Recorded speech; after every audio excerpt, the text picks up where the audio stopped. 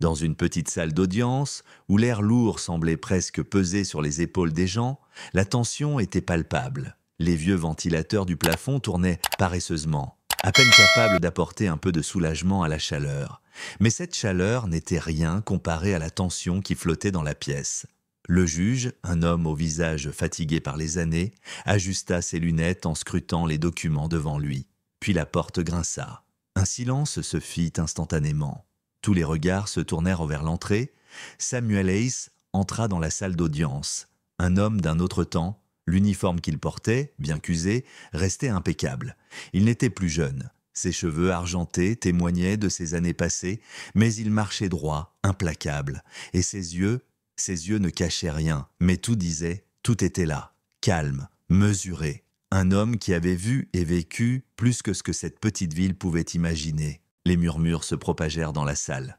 C'est un général, c'est Samuel Hayes, un général à la retraite. De l'autre côté de la salle, un jeune policier, l'agent Richard Briggs, se laissa aller dans son fauteuil avec un sourire arrogant. L'uniforme impeccablement repassé, la mâchoire dure, il jouait les durs. Il riait avec son avocat, amusé par l'apparence du vieil homme.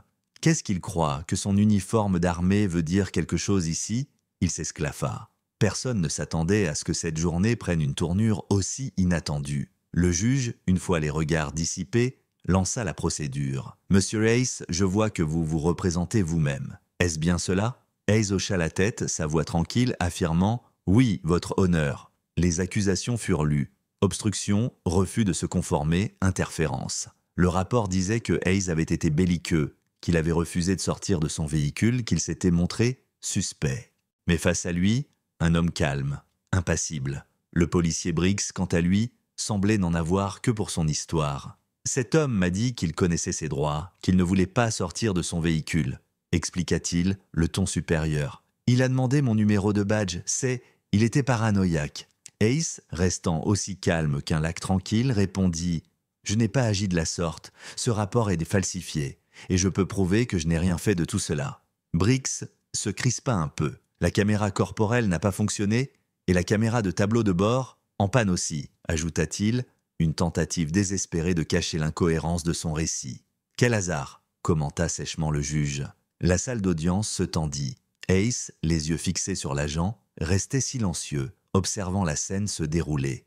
Puis Hayes demanda une pause de 5 minutes pour passer un coup de fil. Un moment d'attente, alors que les murmures se faisaient plus forts. « Appelle ta grand-mère » railla Briggs. Le juge, cependant, accorda la pause. Hayes sortit, prit son téléphone et appela un numéro qu'il connaissait par cœur. « Colonel Harding, c'est Hayes. J'ai besoin d'une équipe d'enquêteurs déployée ici immédiatement. Priorité nationale, arrestation illégale et diffamation de caractère. Protocole de sécurité nationale. » Un bref échange, puis la réponse, compris, en route. De retour dans la salle, Hayes se leva et avança, ses pas mesurés, comme s'il savait déjà que l'issue de cette affaire était proche. Briggs racontait encore sa version, un récit désordonné d'un homme supposé violent et menaçant. Mais il y avait quelque chose dans les yeux de Hayes qui n'était pas tout à fait humain, quelque chose de plus grand. Puis, la porte s'ouvrit à nouveau, et cette fois, ce n'étaient pas les simples spectateurs de la ville qui entraient, mais des agents fédéraux accompagnés de la brigade générale Evelyn Reed en uniforme qui se dirigeait droit vers le juge.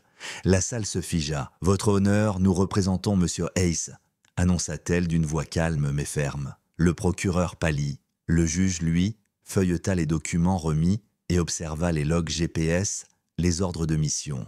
Les mensonges du policier Briggs commençaient à se défaire. Le général Reed sortit des rapports sur des comportements inappropriés de la part de Briggs, des plaintes non traitées, des accusations non révélées. « Il semble que vous ayez eu 2 semaines pour examiner les antécédents de votre agent, » dit le juge, en repliant ses lunettes. Briggs se tendit, cherchant des excuses. « Ce n'était pas ce que je pensais, balbutia-t-il.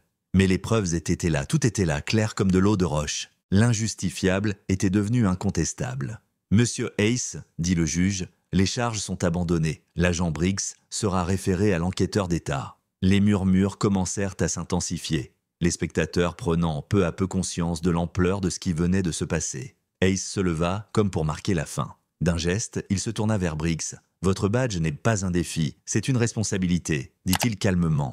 Puis, il se tourna et quitta la salle sans un mot de plus, comme si cela ne faisait pas de différence. L'histoire d'un vieux général, d'un policier trop sûr de lui et d'une vérité éclatant au grand jour venait de se terminer, mais les répercussions de cette journée ne s'arrêteraient pas là. La question est la suivante. Jusqu'où doit-on aller pour que la vérité soit entendue? Partagez vos réflexions en commentaire. Que signifie vraiment la justice à vos yeux?